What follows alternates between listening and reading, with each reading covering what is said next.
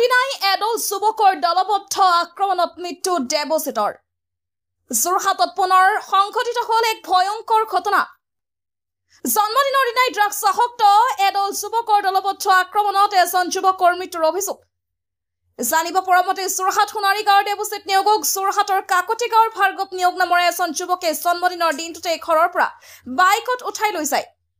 পৰৱৰ্তী সময়ত যোৰহাটৰ এটা নিচামুক্তি কেন্দ্ৰত যুৱকজনক উপজি পৰি প্ৰহাৰ কৰাৰ অভিযোগ। ঘটনা সংঘটিত কৰিয়েই মুমূৰ্ষু অৱস্থাত যোৰহাট চিকিৎসা মহাবিদ্যালয়ত ভৰ্তি কৰি পৰিয়ালক খবৰ দিয়ে। পৰিয়ালৰ লোকে যোৰহাট মেডিকেল কলেজত উপস্থিত হৈ দেৱজিতক মৃত অৱস্থাত উদ্ধাৰ কৰে। ইতিমধ্যে পুলিবৰ আৰক্ষীয়ে ঘটনাৰ লগত জড়িত দুজনক আটক কৰি সোধপোছ অব্যাহত ৰাখিছে।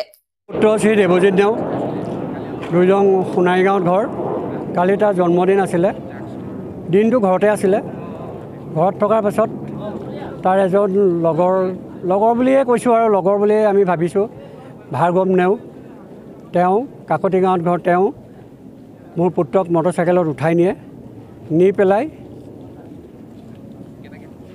যিটো আমাৰ আপোনাৰ বাইপাছত ৰিহাব চেণ্টাৰ আছে, সেই ৰিহাব চেণ্টাৰত লৈ যায়।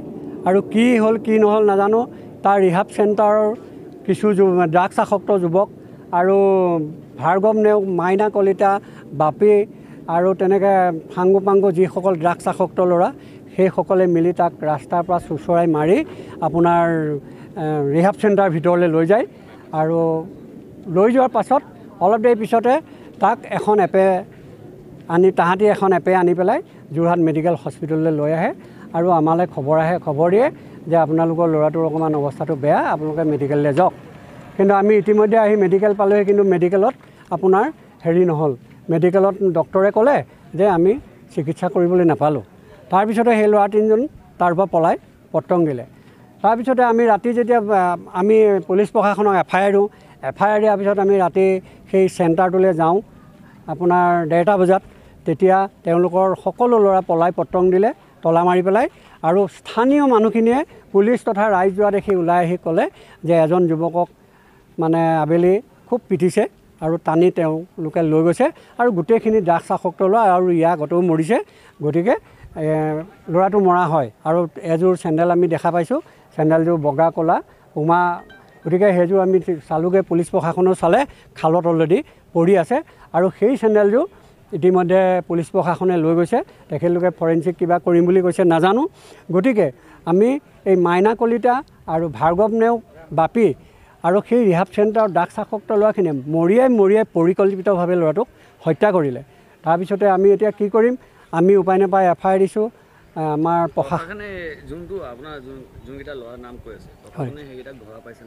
প্ৰশাসনে ইতিমধ্যে মাইনা কলিতা আৰু ভাৰ্গৱ নেওগক কৰায়ত্ব কৰিছে। ৰাতি 3টা বজাত মাইনা কলিতা আৰু 1:30 বজাত ভাৰ্গৱ নেওগক কৰায়ত্ব কৰিছে। বাপী বোলা যিজন আৰু বাকী কেইজন ইতিমধ্যে পলাই গৈছে। গতিকে হয়তো প্ৰশাসনে তেওঁলোককো বিচাৰ কৰিব। আৰু সেই ৰিহাব চেণ্টাৰটোৰ ওপৰতো সেইটো এটা ডুপ্লিকেট।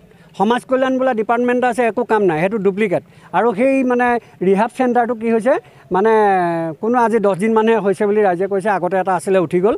আৰু তাত মানে অকল ড্ৰাগছ বিক্ৰীহে কৰে, ৰিহাব চেণ্টাৰত সেইটোত ভাল নকৰে। তাৰ স্থানীয় ৰাইজে আমাক কৈছে আপোনাৰ বালিগাঁৱৰ মানে আপোনাৰ ৰিহাব চেণ্টাৰ, বালিগাঁও নপৰে একচুৱেলি, বাইপাছৰ পৰা নামি গৈয়ে ৰিহাব চেণ্টাৰটো কাষতে। গতিকে আৰু সেইটো মানে ভাৰ্গৱ নেওগৰ দদায়েকৰ পুতেকে সেইটো চলাই আছে বুলি মানে বিভিন্ন মুখেৰে গম পাইছোঁ। গতিকে আমি কি ক'ম, মোৰ আজি এটা পুত্ৰক তাহাঁতি মৰিয়াই হত্যা কৰিলে। ইয়াৰ আগতেও আজি অলপ দিনতে অ'ত আপোনালোকে হত্যা কৰি আছে এই ড্ৰাগছ আসক্ত যুৱকসকলে, আপোনালোকে দেখিছে। গতিকে আপোনালোকৰ মাধ্যমৰ যোগেদি মই এইটো ক'ব বিচাৰোঁ, যাতে এইখিনি আৰু নহওক, বহুত বেছি হৈ গৈছে। এই ড্ৰাগছখিনি বন্ধ কৰক, আৰু এইখিনি মানুহক এটা ভাল ন্যায় দিয়ক প্ৰশাসনে, আৰু যোৰহাটখনক বচাওক। নহ'লে উঠি অহা যুৱক যুৱতী তথা সকলো ধ্বংসৰ গৰাহলৈ গুচি গৈছে। আজি মোৰ এটা যুৱক, সৰু ল'ৰা 20 বছৰীয়া দেৱজিত নেওগ, তাক যেনেকৈ আজি হেৰুৱাইছোঁ, আৰু তেনেকৈ বহু যুৱক হয়তো হেৰাই যাব।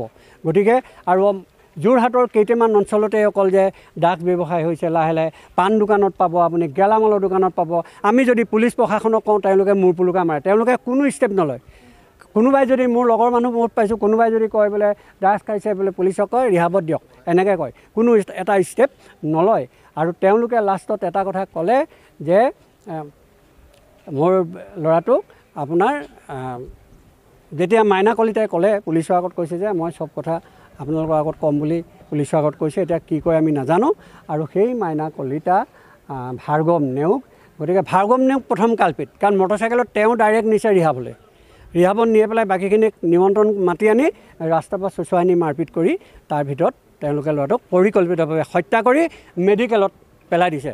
গতিকে ইয়াৰ এটা উচিত তদন্ত হওক আৰু দোষীয়ে শাস্তি পাওক।